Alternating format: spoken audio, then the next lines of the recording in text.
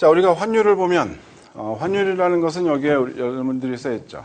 여러분들 보게 되면 통화 간의 상대적인 가치 뭐 이렇게 얘기를 하는데 지금 외국 돈을 얼마나 주고 사야 되는 건가 뭐 이렇게 우리가 간단하게 생각하면 되는 거죠. 그죠? 외국 돈의 값, 돈의 가격 뭐 이렇게 외환의 가격 뭐 이렇게 얘기할 수가 있겠죠. 그죠?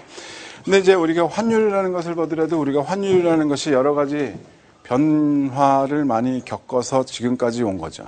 지금은 변동 환율제라는 거를 여러분들이 지금 아주 자연스럽게 보고 있지만 80년대 이전까지만 하더라도 한국은 지금 고정 환율제에 있었죠. 그 전에를 한번 생각을 해보게 되면 그 전에는 근본위제라는 것이 있어요. 근본위 제도라는 것이 있었는데 이게 1800년대예요. 1800년대. 그죠? 1817년이라고 얘기, 1800년대예요. 영국에서. 그죠?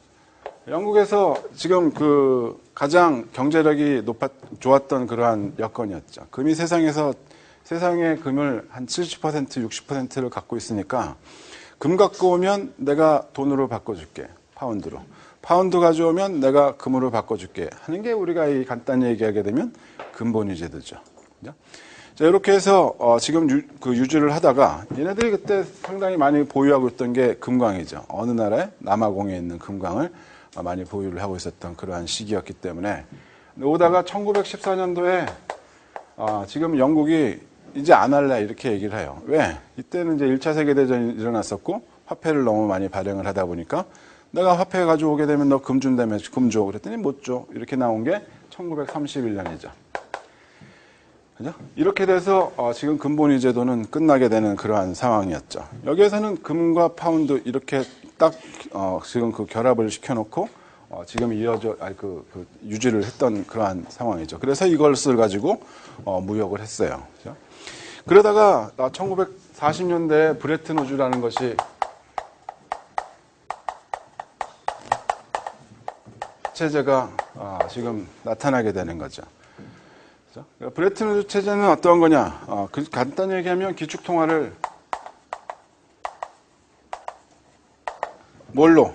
달러로 하는데 달러하고 금과 지금 고정을 시켜버려요. 그러니까 금 1온스에 달러가 그 당시에 얼마? 내가 30 몇 달러로 내가 봤었는데 30 몇 달러 이렇게 묶어 놓는 거죠. 금 가져가게 되면 금 1온스를 가져가게 되면 지금 30 몇 달러를 주는 거였죠. 그렇게 만들어 놓고 이 달러하고 다른 국가의 통화하고 원화 환율을 정해 놓는 거죠. 1달러에 500원. 예를 들면 이런 식으로 지금 정해놓고 있었던 거죠. 그죠? 요게 지금 브레튼 우즈 체제죠. 그래서 지금 우리가 달러를 가져가게 되면 금을 바꿀 수는 있었어요. 일정한 양의 달러를 가져가게 되면 금을 바꿀 수 있었는데 얘네들도 1960년대에 베트남 전쟁을 겪으면서 달러를 많이 지금 발행을 하고 나서 그리고 나서 71년도에 닉슨이 나 그만할래. 못 줘. 이렇게 해서 불쾌환을 선언하는 거죠. 국제금융체제가 이때부터 또 한번 변동이 나타나기 시작하는 거죠. 그죠? 그렇게 되면서 지금 과도기를 거쳐요. 71년부터 73년도까지는 스미소니언이라는 체제라고 얘기하죠. 참 이렇게 쓰기는 참 그런데요. 스미스어니언 이렇게 쓰기는 그렇지만 하여간 스미소니언이라고 얘기를 하게 되면 되죠. 요거를 거쳐서 그 다음에가 킹스턴 체제로 간다라고 얘기하죠. 이 과정을 거치면서 어떠한 일들이 있냐면은 이 국가들 간의 환율 협상을 따로따로 맺어요. 그러니까 너네 나라랑 우리나라는 이렇게 하자, 너네 나라랑 우리나라는 이렇게 하자, 이렇게 해서 협상을 갖다가 맺는 그러한 일들이 생기는 거죠. 여기까지만 하더라도 70년대 71년 전만 하더라도 아주 국제적으로 어떠한 규약이 정확하게 있었던 거죠. 이렇게. 그리고 이렇게 지키자. 이렇게 해서 지키자가 있었는데 이것이 완전히 사라지고 나니까 어떻게 되겠습니까? 전 세계에 있는 국가들이 무역을 할 때마다 혼돈이 생기는 거죠. 어떻게? 과거에는 우리가 이렇게 됐었는데 이 가격에는 지금은 이제 아니다. 너네 나라 돈하고 우리나라 돈하고 어떻게 가치를 할지 우리들끼리 한번 맺어보자. 이렇게 해서 가는 그러한 기간들이 있었다라는 거죠. 그리고 나서부터 이제 킹스턴 체제가 들어서면서부터 변동 환율로 가는 거예요. 변동 환율로 가는 거죠. 1976년이라고 얘기를 하죠. 현재까지. 이렇게 오게 되는 거죠. 이렇게 현재까지 오면서 한번 변화가 있었다라고 얘기하게 되면 플라자 합의가 있었다라고 얘기를 하죠. 협정? 플라자 협정이라고 얘기를 하죠. 85년도예요. 그래서 달러와 외환, 그러니까 일본에 만약에 엔화라고 하면 엔화의 가치를 이 당시에 갑자기 하루아침에 확 바꿔버리는 거죠. 그러니까 만약에 1달러당 150엔이었다 라고 하게 되면 1달러당 100엔으로 바꾸겠다. 이렇게 해서 한 방에 바꾸게 되면 엄청난 변화죠. 하루아침에 이렇게 환율이 달라지게 되면 무역을 하는 사람들의 입장에서는 어떻게 했냐는 거죠. 갑자기 내가 물건을 팔아도 50만큼은 날아가는 거예요. 그죠? 이렇게 되면 상당한 무역에 지금 그 문제가 많이 생기게 되는 거죠. 이러한 과정들을 거치면서 지금까지 쭉 지켜오고 있는 거죠. 변동환율제도 오면서. 변동환율제로 온다고 얘기하게 되면 시장의 수요 공급에 따라서 시장에서 갖는 외환에 대한 수요와 공급에 의해서 이 외환의 가격이, 환율이 결정이 되는 거죠. 자, 이 환율이라는 것을 우리가 가만 생각해 보게 되면 아주 어떻게 보게 되면 수요와 공급으로 우리가 환율이 결정된다고 페어한 것처럼 보일 수도 있겠지만 지금 환율이 어떻게 결정될지가 알기가 굉장히 어려워지는 게 이 수요와 공급에 영향을 미치는 요소가 너무나 많기 때문에 지금 이 환율이라는 것이 어떻게 결정이 될 건지 하루 앞을 내다보기가 굉장히 어려워지는 거죠. 그죠? 굉장히 힘들어져요. 이제는 그 환율은 어떻게 알 수가 있습니까? 다음 달에 환율은 어느 정도로 될까요? 라고 물어보게 되면 하느님도 몰라요. 이렇게 대답을 해주는 경우들이 상당히 많죠. 외환에 대해서 전망을 하는 사람들은 사실은 전망이라고 해서 수요 공급 요인을 적어 놓지만은 사실은 그렇게 안 될 것이라는 것을 알고 적어요. 근데 그렇게라도 안 적어 놓게 되면 사람들이 그것마저도 모르면 힘들어지죠. 그래서 기본적인 수급 상황은 알아야 되는 거죠. 최근에 우리가 가만 생각해 보게 되면 러시아가 상당히 어려워지고 있죠. 그죠? 러시아의 루블화가 지금 그 가치가 무지하게 떨어지고 있는 그러한 상황으로 되고 있다라고 얘기를 하죠. 그죠? 자, 이렇게 되는 이유가 러시아의 루블화에 대한 수요와 공급만의 영향으로 지금 이렇게 갑자기 변화한다라고 생각할 수가 있을까? 과연 그게 가능했을까라는 생각도 우리가 해보게 되는 거죠. 과연 이 수급을 조절하는 요인이 과연 어떤 것들이 있을까라는 것에 대해서는 많은 연구들이 있죠. 물론 물가도 있고요. 각 국가가 갖고 있는 그러한 물가 수준이 있고 또는 이자율도 있어요. 우리가 이론적으로 가장 기본적으로 얘기하는 게 물가와 이자율이죠.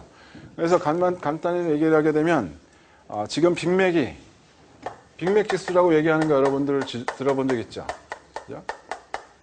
빅맥이 얼마인가요? 예를 들어서 빅맥이 3,000원이라고 생각을 해보자는 거죠. 한국에서는 3,000원이에요. 미국에서는 299예요. 만약에 3달러라고 생각을 해보자는 거죠. 그러면 한국과 미국의 환율은 얼마여야지 적정 환율이라고 우리가 얘기를 하는 겁니까? 1달러당 1,000원이죠. 그죠? 이렇게 된다면 적정 환율이 되는데 지금 시장에서의 환율이 만약에 1,200원이다 라고 하게 되면 원화가 1달러당 1,200원이다라고 하게 되면 지금 너네 나라의 환율은 너네 나라의 지금 원화의 가치는 저평가되어져 있다. 이렇게 주장을 하게 되는 거죠. 그죠? 만약에 이것이 바뀌었다라고 해서 지금 만약에 4,000원이다 라고 생각을 해보게 된다면 1달러당 1,000원이 아니라 1,300원 정도 이렇게 바뀔 수가 있는 거죠. 그죠? 이렇게 된다고 하면 만약에 지금 지금 1,200원인 경우에는 지금 너네 나라의 환율은 고평가되어져 있다. 이렇게 얘기를 하는 거죠. 이렇게 되는 이유가 만약에 환율이 만약에 지금 3,000원에서 얘기를 해보죠. 3,000원에서 지금 그 3불 1달러에 1,000원인 이러한 상황인데 환율은 만약에 500원이다라고 얘기를 해보자는 거예요. 2,000원으로 얘기할까요? 2,000원이라고 얘기를 해보자는 거죠. 달러당. 1달러에 2,000원으로 지금 환율이 외환시장에서 결정이 되어져 있다라고 생각을 해보면 어떠한 일이 일어나겠느냐는 거죠. 만약에 내가 빅맥을 한국에서 사. 그래가지고선 미국에다 팔아. 그러면 3달러를 받죠. 3달러를 만약에 내가 한국 돈으로 받고 그럼 6,000원이 되는 거예요. 그러면 내가 여기서 사가지고 미국에다 팔면은 되는 거죠. 그렇게 되면 외환에 대한 수요와 공급이 또 달라지겠죠. 그죠?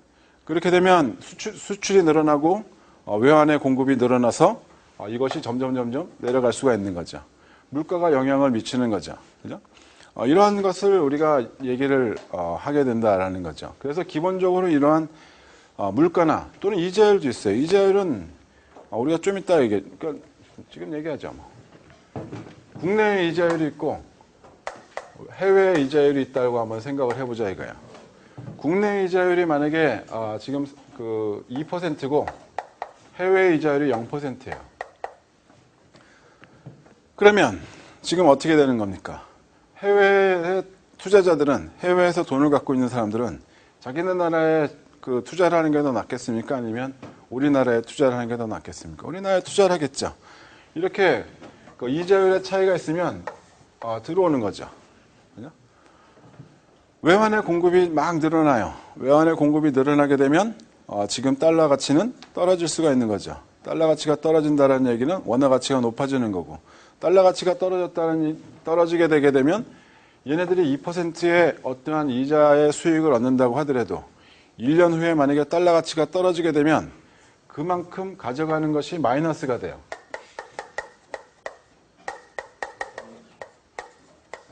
그죠?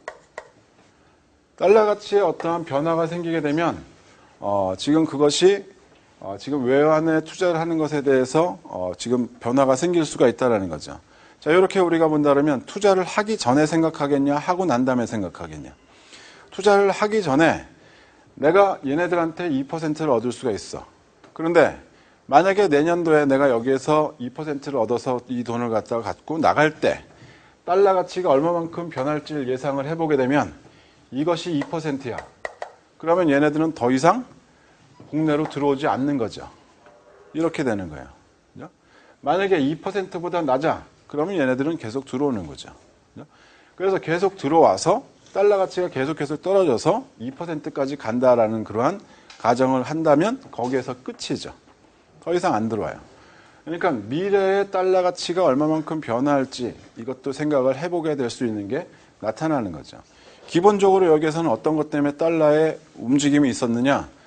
국내 이자율하고 해외 이자율과의 차이 때문에 지금 외환이 들어오고 나가고 이러한 문제가 생기게 되는 거죠. 그렇죠. 그래서 이것을 가만 생각해 보게 되면 외환을 결정하는 것, 외환이 어느 정도로 나타날 것인지 결정하는 것은 우리가 대충 생각을 해볼 수가 있네. 뭐 갖고? 물가하고 이자율 가지고. 우리가 제일 큰 게 이런 것 아니냐. 그죠? 어떤 거?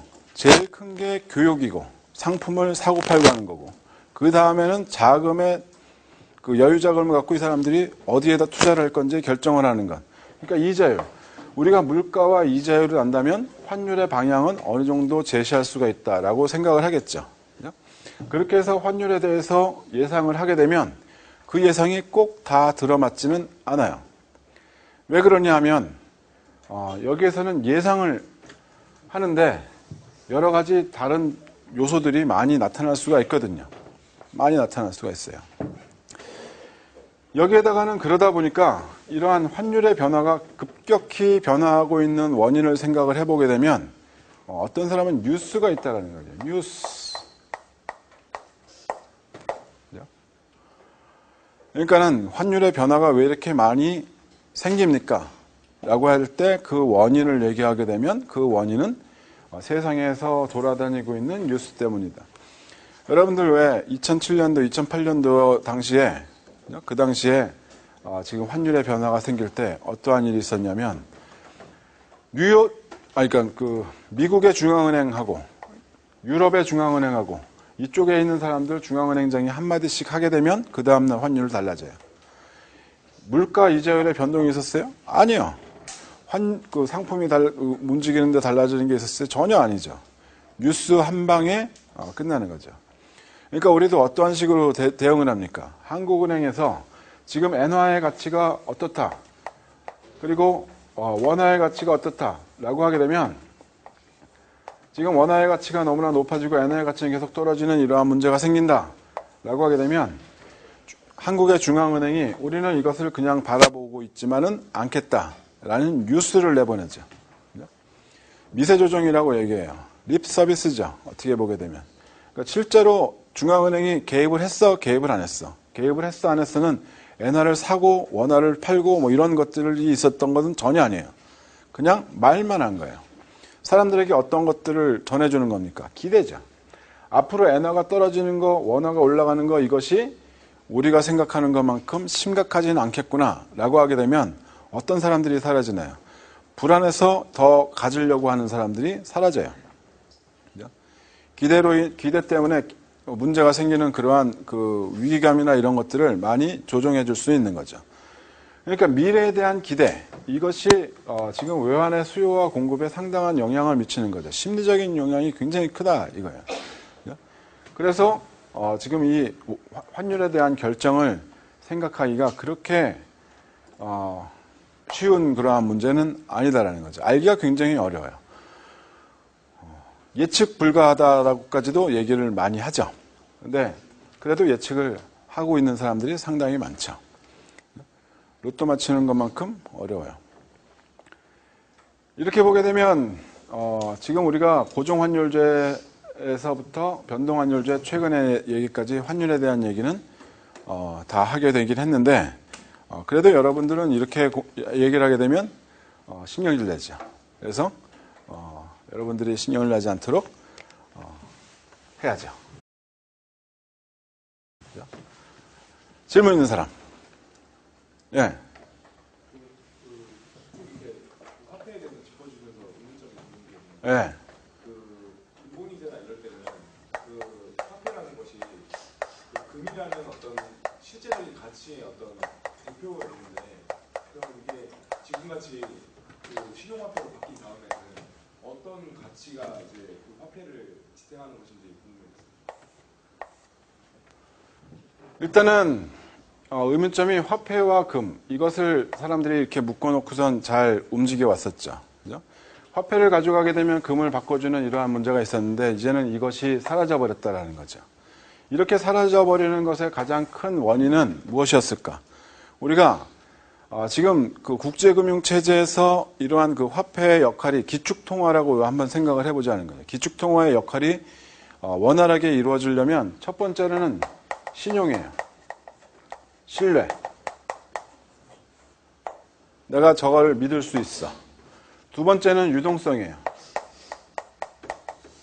여기서 얘기하는 유동성은 케인즈가 얘기하는 유동성이 아니라 양이죠. 그죠? 화폐의 양. 이렇게 해서 얘기를 하는 거죠.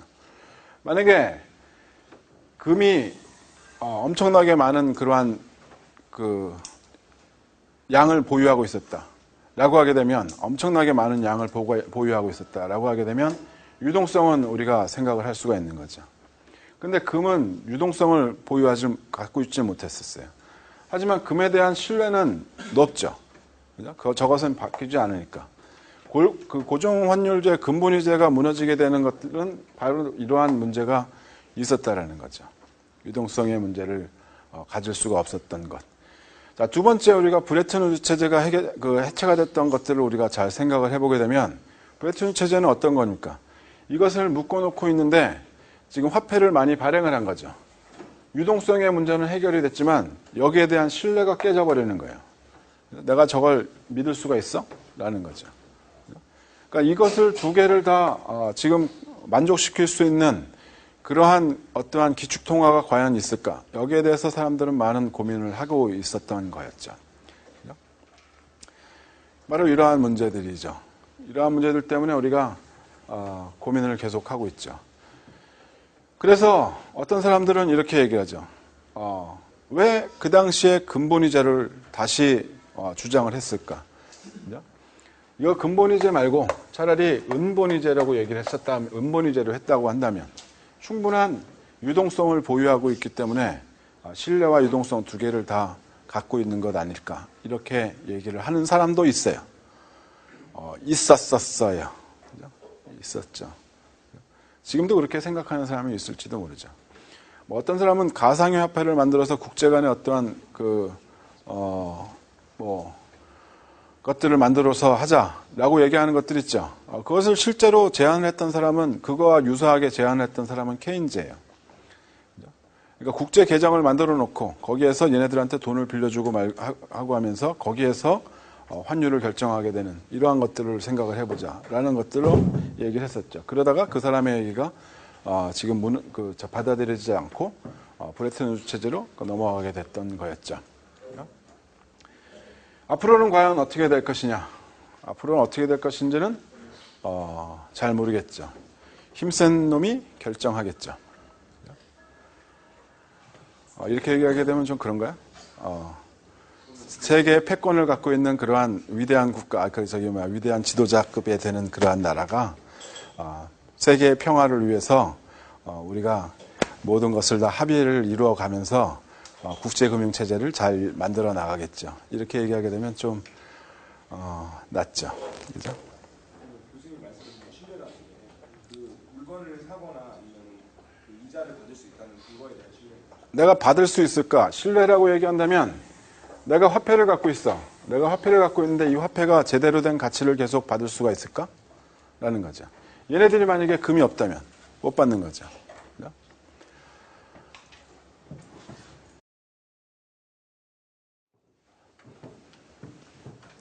통화 가치, 직접 표시, 간접 표시 이렇게 얘기하게 되면 1달러에 얼마 또는 1원에 몇 달러 이렇게 얘기하자는 거죠. 간단히 얘기하게 되면 그거예요. 1달러에 얼마로 표시할래? 아니면 1원에 몇 달러로 표시할래? 이렇게 얘기를 하자는 거죠. 그래서 그렇게 물론 이제 그 직접 표시법, 간접 표시법이 있지만 대부분 다 이렇게 표시를 많이 하고 있죠. 그죠? 직접 표시법으로. 얘기 다 넘어왔던 거죠. 여기 이게 써놨네요. 35달러예요. 그죠? 그죠? 이전에는 20.67달러, 20달러에서 30달러로 바뀌게 됐던 거죠. 이렇게 해서 지금 현재까지 오고 있는 그러한 거였죠.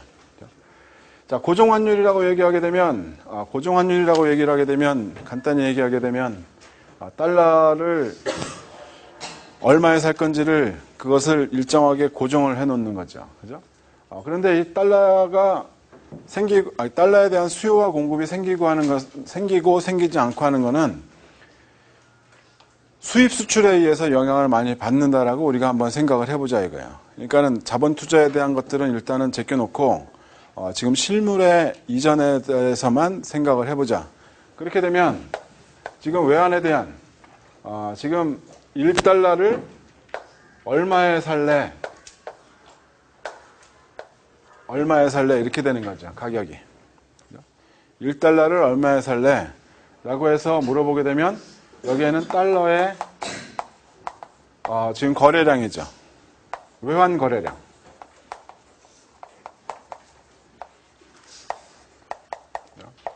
여기에 대한 수요가 있다라고 하게 되면 너네들은 외환을 왜 사니? 외환이 왜 필요해? 수입을 하려고. 아니면 해외여행 가려고. 기타 등등 있겠죠. 그죠? 달러에 대한 공급이 나타난다라고 하게 되면 달러가 우리나라에 왜 들어오니? 지금 여기에서 사고 팔고 하려고 하는 데에서 달러의 공급이 왜 생기니? 라고 물어보면 수출을 하려고. 수출을 하니까 우리가 물건을 주고 외환이 들어오게 되는 거죠. 그죠? 아니면 국내로 여행을 오니까. 아니면 국내에 어떠한 이유로 지금 돈이 들어오게 되는 경우들 여러 가지 생각을 해볼 수가 있죠. 그죠? 성형수술하려고 오는 사람들. 많죠. 자, 이러한 것들로 우리가 그 수요와 공급이 있다라고 하게 되면 여기에서 이러한 지금 그 균형점을 찾을 수가 있다라는 거죠. 균형 가격을. 1달러를 얼마에 주고 사느냐? 만약에 1,000원에 주고 산다라고 생각을 해보자는 거죠. 예를 들어서 지금 이것이 고정환율제로 적용이 되어져 있다라고 생각해보자 이거예요. 고정환율제이다 라고 하게 되면 1달러를 언제든지 나는 1,000원에 살 수 있는 거예요. 1달러를 언제든지 1,000원에 살 수 있는 거예요. 그런데 1달러를 언제든지 1,000원에 살 수 있으려면 시장이 항상 수급 상황이 이렇게 이루어져야 되는 거죠. 만약에 수급 상황이 이렇게 이루어지지 못하는 경우에는 문제가 생겨요. 어떻게? 환율이 달라질 수가 있는 거죠. 그러니까 만약에 수급 상황이 만약에 이렇게 되어져 있다. 현재 수급 상황이 이렇게 되어져 있다는 것은 초과 수요이다 라는 상황이죠. 외환을 살려고 하는 사람들이 훨씬 더 많아. 팔려는 사람들보다. 그러면 이 가격을 맞춰주려면 누군가는 이 초과 수요를 해결해 줘야 돼요. 그 얘기는 이 외환에 대한 공급을 맞춰줘야 되는 거죠. 여기까지만 들어오고 있는 이 외환이 문제가 있는 거예요. 그래서 이 외환을 공급해 줄 수 있는 누군가가 필요한데 그것을 만약에 이것을 유지하려고 하는 정부 당국이다라고 하게 되면 그 사람들이 이걸 맞춰줘야 되는 거죠. 늘려야 돼요. 공급량을 늘리는 거죠. 반대로 만약에 초과 공급이다 라고 하게 되면 지금 공급이 이렇게 많고 수요는 이거밖에 안 된다라고 생각을 하게 되면 지금 어떻게 되는 거야? 이거 지금 이렇게 공급이 되고 있는 것들을 누군가는 사줘야지 돼요. 누가 사? 정부 당국에서 이 가격을 유지할 수 있도록 그만큼을 계속 사는 거죠. 그 수요를 계속 발행을 해주는 거죠. 그래서 정부가 외환에 대해서 준비금이 있어야지 돼요. 이것을 계속 유지를 하려면. 그것이 고정환율제죠. 이렇게 고정환율제로 하게 되면 어떠한 장점이 있냐면 사람들이 헷갈리질 않아요. 뭐 외국에 나가는 거 뭐든지 항상 1,000원 오케이 이렇게 되는 거죠. 사업 계획을 세울 때도 내가 이거 해서 내가 팔 수 있어? 1,000원에 오케이 이렇게 되는데 만약에 환위험이 있다고 얘기를 하게 되면 내가 지금 주거라고 만들어서 1,000원을 받아야 그래야 나한테 수익이 10%가 나오는데 만약에 갑자기 이것이 500원으로 됐어? 나 이거 손해보는 거 아니야. 열심히 내가 1년 동안 계획을 해서 물건을 팔았는데 나는 지금 손해를 보는 상황이 발생할 수가 있다는 거죠. 근데 고정환율제에서는 그러한 위험이 없어요. 환위험이 완전히 사라져버리는 거죠. 대신에 어떠한 것이 필요하냐? 외환에 대한 수급을 조절할 수 있는 그러한 능력이 있어야 돼요. 그 정도의 외환의 준비금이 있어야지 된다는 거죠. 쓸데없이 우리는 외환을 갖고 있어야 돼요. 왜 갖고 쓸데없이라기보다는 환위험을 제거하기 위해서 외환을 갖고 있어야 돼요. 그 보유 비용이 만만치가 않은 거죠. 보유 비용이 만만치가 않아요. 그러니까 이러한 문제들을 우리가 생각을 해볼 수가 있다라는 거죠. 만약에 국제 수주에 문제가 생겼다라고 하게 되면 환위험이 외환이 고갈될 수 있는 그러한 상황도 올 수가 있다라는 거죠. 우리가 하나도 없어 외환이. 그렇게 되면 어떻게 돼요? 이거 자체가 완전히 다 무너져 버리죠. 혼란이 생기게 되는 거죠. 이러한 일들을 우리가 볼 수가 있게 되는 거죠. 고정환율제에서는. 근데 자유변동환율제다라고 하게 되면 그것이 수급 상황에 따라서 달라지는 거예요. 뭐 그래 초과수야 떨어져야지 뭐 어떻게 할 거야. 근데 너무 많이 떨어지는 거는 방지하고 싶어 라고 하게 되면 그때는 이제 개입을 하죠. 개입을 해요. 근데 너무 과도한 개입은 하지 않는 것이 국제적인 룰이죠. 그죠? 외환 시장에 심하게 개입을 하게 되면 문제가 생기죠. 환율 조작국으로 지정이 되게 되면 여러 가지 불이익을 받아요. 여러 가지 불이익을 받아요. 그래서 환율 조작국으로 지정이 되지 않는 수준에서 하려고 많은 노력을 하죠. 변동 환율제에서는 어떠한 문제가 있을 수 있느냐? 외환 리스크가 분명 생길 수는 있어요. 하지만 우리가 지금 그 외환 준비금을 갖고 있을 이유는 없는 거죠. 장단점이 있다 이거죠. 장단점이 있어요. 그리고 지금 이렇게 시장에서 이렇게 변동이 된 이 외환이라는 게, 가격이라는 것이 달라지고 있는 상황을 한번 생각을 해보게 되면 사람들의 심리가 상당히 많이 영향을 미치고 있는 부분이 바로 이러한 부분이죠. 이거는 외환이라는 거는 누군가가 돈을 많이 갖고 있고 돈을 적게 갖고 있고 이러한 상황에서 투자를 할 수 있는 그러한 분야죠. 생산 능력하고 전혀 상관없이. 만약에 내가 돈만 무지하게 많이 갖고 있다. 나 생산 안 하고 이것만 한다 하는 사람이 있다고 생각해보자 이거예요. 그 사람이 앞으로 어떻게 이 외환의 변화가 있을 것이다라고 예상하는 대로 이것이 달라질 수도 있어요. 외환이. 그렇겠죠. 그죠? 이러한 문제들 우리가 생각해 볼 수가 있잖아요. 투기 현상이죠. 투기 현상. 외환에 대한 투기 상당히 많이 있죠. 외환에 대해서 투자라고 얘기 안 하고 우리가 투기라고 얘기를 하죠.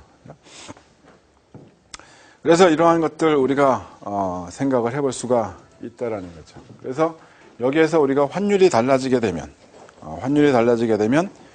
문제가 생기는 그런 것들을 한번 생각을 해보자 이거예요. 어떠한 문제가 생길 수가 있느냐? 지금 환율이 상승했다. 그러니까 환율이 상승했다는 얘기는 1달러를 얼마에 주고 사다가 1,000원에 주고 사다가 이것이 2,000원으로 바뀌었다라는 거죠. 환율이 상승했다는 얘기는 우리가 어떻게 얘기할 수가 있냐면 원화의 평가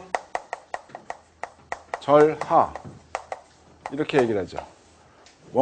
원화의 가치가 떨어진 거죠. 그죠? 환율의 상승, 원가의 평가 절하 똑같은 얘기죠. 그죠? 자, 이렇게 만약에 나타났다라고 하게 되면 어떠한 일들을 우리가 생각을 해볼 수가 있을까요? 그죠? 어떻게 생각할 수가 있을까요? 이러한 문제가 나타났다라고 하게 되면 지금 수출하는 사람은 어떠한 일들을 하겠습니까? 지금 내가 만약에 1달러에 팔아야 돼. 과거에 1달러에 팔아야 됐었는데 지금 1달러에 팔면 1,000원을 받아. 1달러에 이제는 2,000원을 받을 수 있다라고 생각하게 되면 수출하는 사람들의 입장에서는 어떻게 하는 게 합리적이라고 생각하겠습니까? 달러 가격을 수출제의 해외 가격을 높이겠습니까? 아니면 낮추겠습니까? 아니면 그대로 두겠습니까? 여러분들 같으면 낮출 거다라는 거죠. 현명한 선택이죠.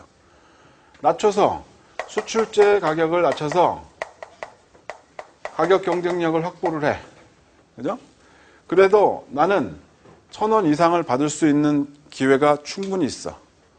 이제는 내가 사실은 50센트만 받아도 되긴 하지만 75센트 받는다라고 하게 되면 500원은 과거보다 원화에 대한 수입으로 따지면 훨씬 더 높아졌어. 근데 해외에서는 내가 더 싸게 팔아. 경쟁력 생기는 거죠. 그런데 수입 같은 경우에는 어떻게 되느냐. 수입 부분을 보게 되면 얘네들은 1달러에 팔던 게 달라집니까? 안 달라져요. 너네들이 이거 살던 말던. 만약에 1,000원에 사오던 사람들이 2,000원에 사왔다라고 하게 되면 수입제는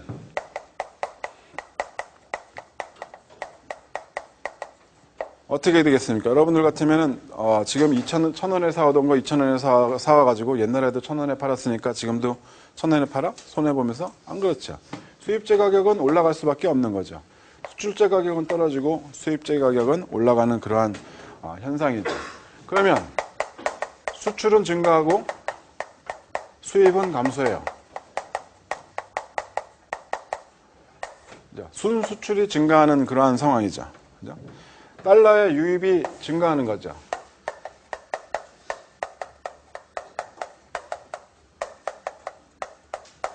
이거는 달러의 유출이 감소하는 그러한 상황이죠. 달러의 유출과 달러의 유입이 변해요. 그렇게 되면서 외환의 수급 상황이 변동되는 거죠. 그렇게 되면 여기에서 지금 환율의 조정이 다시 일어날 수 있는 그러한 여건이 생기게 되는 거죠. 그죠? 자, 또 다른 거는 세 번째는 어떤 게 있느냐? 여행 수지. 우리가 여행 수지를 한번 보자는 거죠. 여행. 국내로 들어오는 사람들이 더 많아지겠습니까? 아니면 해외로 나가는 사람들이 더 많아지겠습니까? 국내로 들어오는 사람들이 훨씬 더 많아요. 1달러만 갖고 들어와도 과거에는 설렁탕 한 그릇 먹던 거 이제는 두 그릇 먹을 수 있다. 뭐 이런 생각을 갖는다면. 그죠? 여행 수지는 개선이 돼요. 여행 수지 개선이 되고, 네 번째는 아까 여기 있으니까 수입자 가격 상승하는 거. 그죠? 수입제 가격이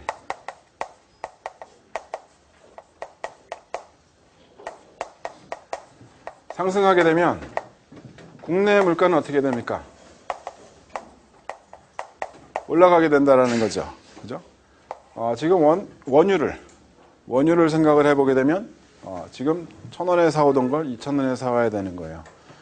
국내 물가는 올라갈 수밖에 없게 되는 그러한 상황이죠. 그리고 그렇죠. 다섯 번째는 차관 기업. 돈을 해외에서 빌려온 그러한 기업들의 입장에서는 어떻게 되는 겁니까? 외환을 갚아야 돼. 내가 1달러를 갚아야 되는데 과거에는 1,000원만 벌어도 됐는데 이제는 2,000원 벌어야지 간신히 갚아가는 거야. 부담이 증가되는 거죠.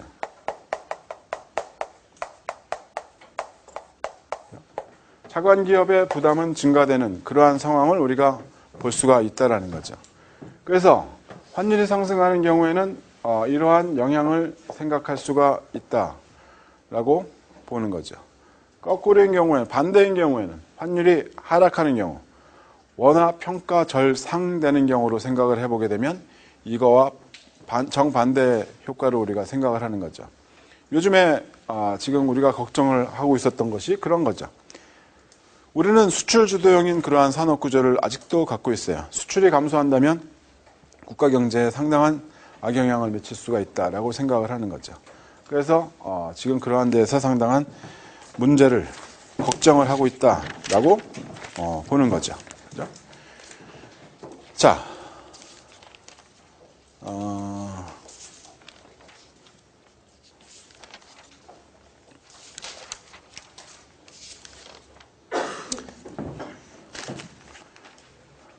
이제 우리가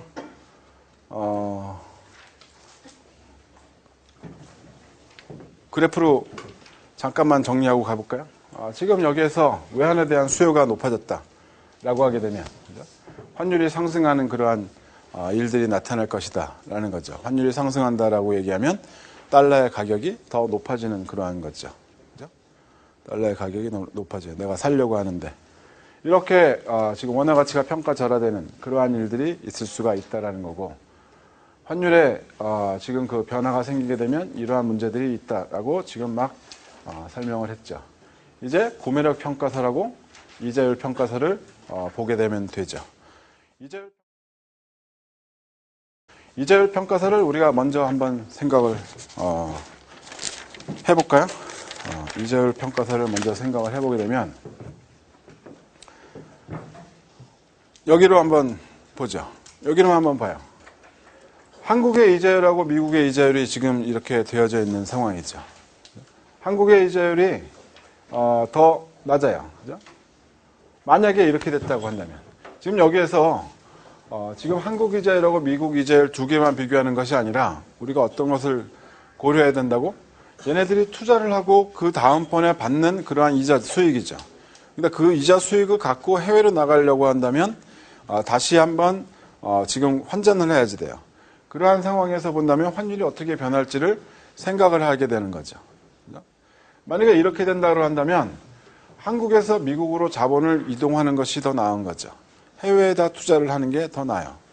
한국에 있는 자본이 해외로 나가는 게 더 낫다라는 거죠. 그렇죠. 그러면 한국에서 외환 수요가 증가하게 되고 환율은 상승하게 될 거다라는 거죠. 환율은 상승하게 되는 그러한 일들이 나타날 것이다라는 거죠. 그래서 환율 변동률은 어느 정도까지 나타날 거로 우리가 생각을 하느냐. 환율의 변동률은. 환율의 변동률은 국내 이자율과 해외 이자율의 그 차이만큼 나타날 것이다라고 생각을 하게 되는 거죠.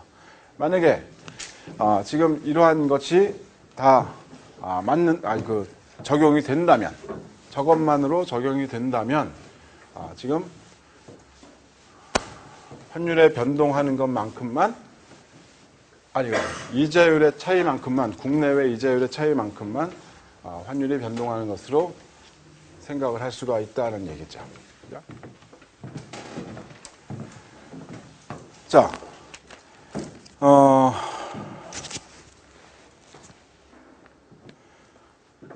여기에서 얘기하는 것이 이자율, 국내 이자율하고, 그죠? 그리고 해외 이자율이 있어요. 해외 이자율이 있는데, 지금 이 국내 이자율하고 해외 이자율의 차이를 보고 사람들이 국내에 투자할 것이냐, 해외에 투자할 것이냐, 이것을 결정을 한다. 투자를. 그러면 투자의 수익은 미래에 발생하는 거다라는 거죠. 미래에는 다시 외환을 거래해야 된다는 거예요. 외환 거래를 하면서 환율의 변동을 우리가 생각을 안 해볼 수가 없다라는 거죠.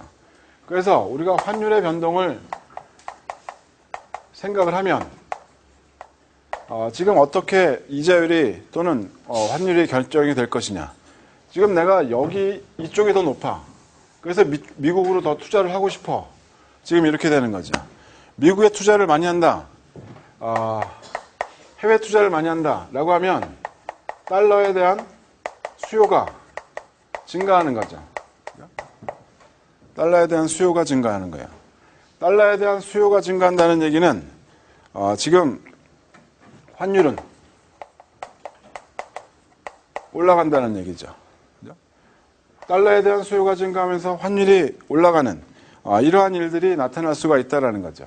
환율이 지금 어떻게 결정이 되는가를 얘기하라는 거예요. 그렇죠? 환율은 어떻게 결정이 되는가?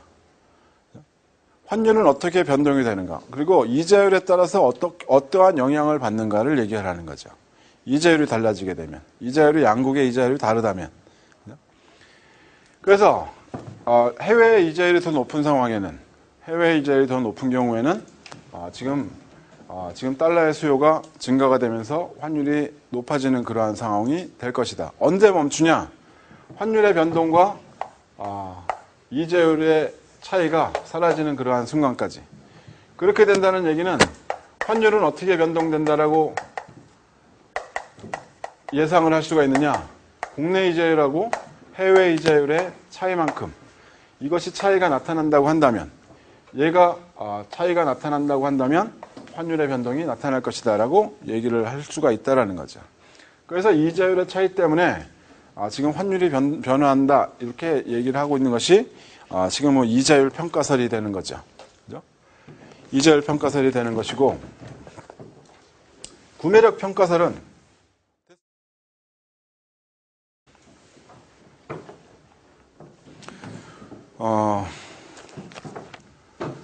한국에서 똑같이 얘기할까요? 3,000원. 미국에서 3달러. 이 빅맥 지수라고 얘기하죠. 빅맥.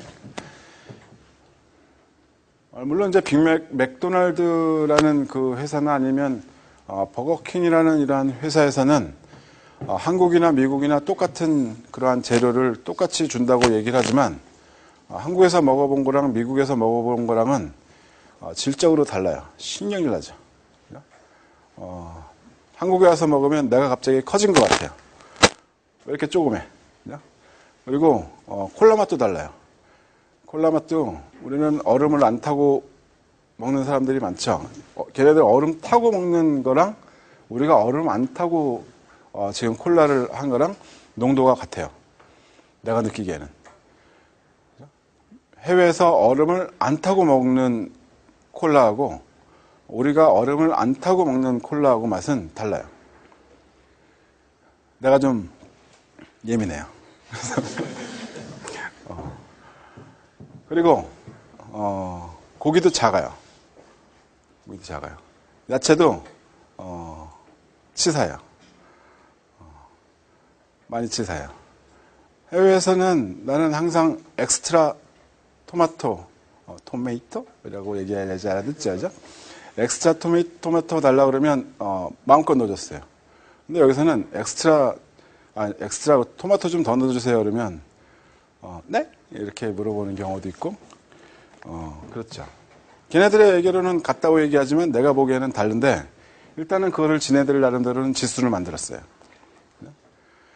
이렇게 지수를 만들어 가지고서는 전 세계 맥도날드의 것은 다 똑같으니까 전 세계 맥도날드의 가격은 다 같아야 되는 그런 걸로 얘네들은 설명을 하고 있죠. 근데 사실은 아니지만 하여간 그렇게 해서 본다면 지금 한국과 미국의 맥도날드의 가격이 만약에 3,000원 또는 3달러 이렇게 되어져 있다면 이 상황에서 적정 환율이 결정되는 거죠. 환율은 1달러에 1,000원이죠. 이 사람들이 물가에 의해서 결정이 돼야 된다라고 얘기하는 것은 바로 이러한 얘기예요. 근데 만약에 한국의 물가가 상승했다 라고 생각을 해보자는 거죠. 한국의 물가가 상승해서 지금 이 맥도날드의 빅맥 가격이 3,600원이다 라고 생각을 해보자는 거죠. 3,600원. 20% 올라간 거죠. 20% 올라갔어요. 만약에 이렇게 됐다라고 한다면 어떻게 되는 거냐? 한국의 물가가 상승했다라고 하게 되면 똑같은 상품을 사는데 내가 원화를 더 지불을 해야 되는 거야. 이것을 우리가 어떻게 해석을 해야 되는 겁니까? 원화의 구매력은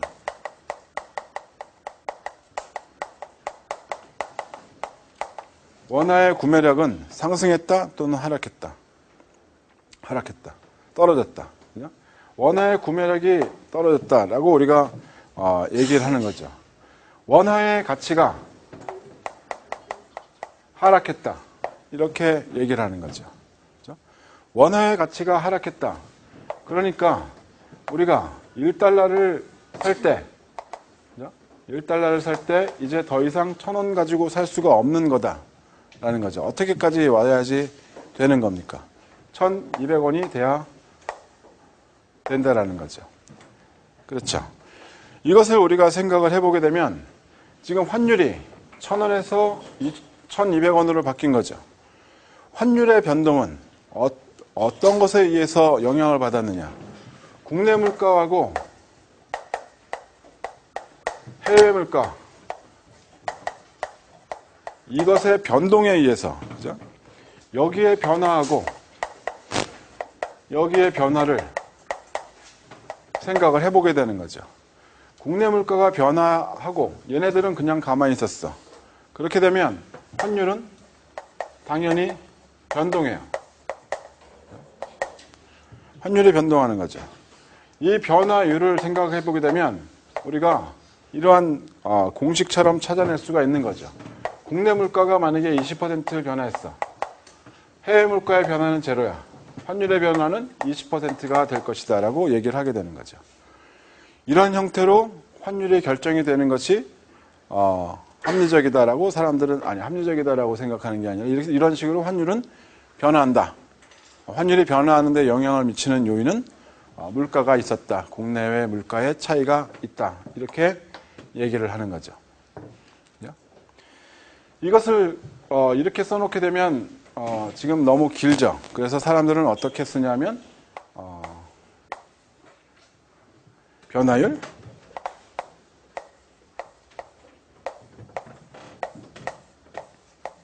이렇게 써요. 별거 아니죠. 그죠? 환율의 변화율, 익스체인지, 국내 물가, 해외 물가 이렇게 얘기를 하게 되죠.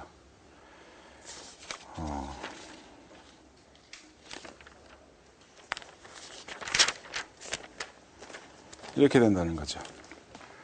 자, 우리가 환율이 변화할 때 나타나는 그러한 상황을 한번 생각을 해보게 되면 어떠한 것이 있을 수 있냐면 아까 우리가 봤듯이 환율이 상승할 때에는 그죠?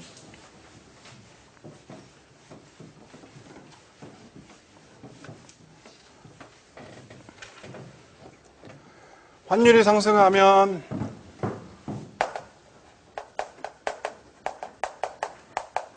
환율이 상승한다는 게 원화의 평가 절하를 얘기하는 거죠. 그죠? 환율이 상승하게 되면 수출은 증가하는 거고 수입은 감소하는 그러한 요인으로 작용을 한다고 얘기했었죠. 지금 이 얘기는 경상수지가 개선되는 그러한 상황을 얘기를 하죠. 그죠? 자, 이렇게 지금 얘기를 하는데 우리가 이 경상수지라는 것을 보면 경상수지를 보게 되면 이것이 0을 기준으로 해서 균형을 기준으로 해서 흑자가 나타날 수도 있고 아니면 적자가 될 수도 있다라는 거죠. 환율이 상승하게 되면 지금 경상수지가 개선이 된다 그러면 우리가 환율이 변동하는 그 순간 환율 변동 시점 여기라고 생각을 해보자 이거야. 변동하는 시점에서 바로 흑자로 갈 수가 있느냐? 바로 그럴까? 그렇지는 않다라는 거죠. 그렇지는 않더라. 그렇지는 않은데 어떠한 경우로 보느냐? 어떻게 우리가 생각을 하느냐? 어떻게 우리가 보기 때문에 이러한 일들이 나타나느냐? 지금 물건값을 가격을 생각을 해보게 되면요. 그죠? 가격과 판매량. 지금 가격과 판매량을 우리가 생각을 해보게 되면, 그죠? 지금 가격과 판매량을 생각을 해보게 되면 해외에 물건을 팔 때, 그죠? 해외에 물건을 팔 때 우리의 이 수출 가격이 떨어지는 거죠. 그렇죠? 그죠?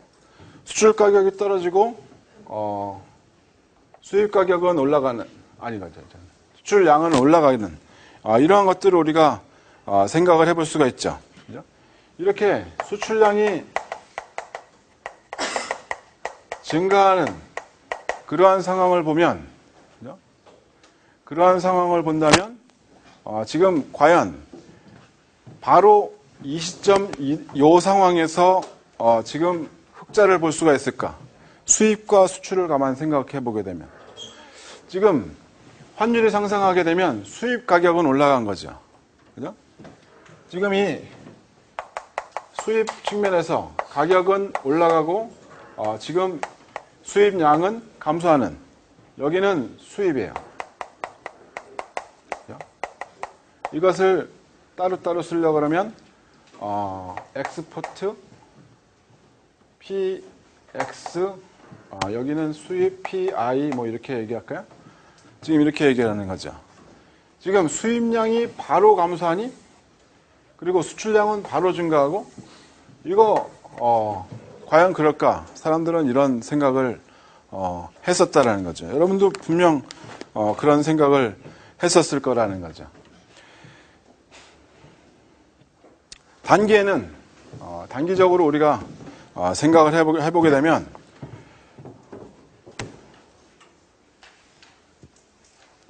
환율 상승이 일어났을 때 초기점에서는 수출량이 증가하는 것은 그렇게 썩 많지는 않더라는 거예요. 수출량이 증가하는 게 무지하게 많지는 않더라는 거죠. 근데 시간이 상당히 오랫동안 걸린다야. 시간이 상당히 오래 걸린다. 수출량이 증가하는 게 그렇게 쉽게 바로 나타나진 않고 시간이 걸린다라고 하게 되면 수출량의 증가는 오랜 시간이 지나고 난 다음에 나타나는 거고, 수입도 지금 당장 바뀌진 않아요.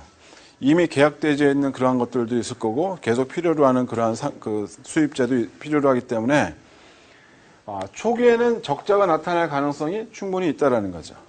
하지만 시간이 지나면서 이러한 형태의 그래프가 그려질 것이다라는 거죠. 단기적으로는 적자가 발생하고 경상수지에서, 장기적으로 보게 되면 경상수지가 개선되는 그러한 효과가 나타나는 것이 이 환율 상승의 효과다라고 얘기하는 것을 우리가 찾아내게 된 거죠. 마샬 러너가 찾아냈다라고 해서 마샬 러너 컨디션 이렇게 얘기를 하죠.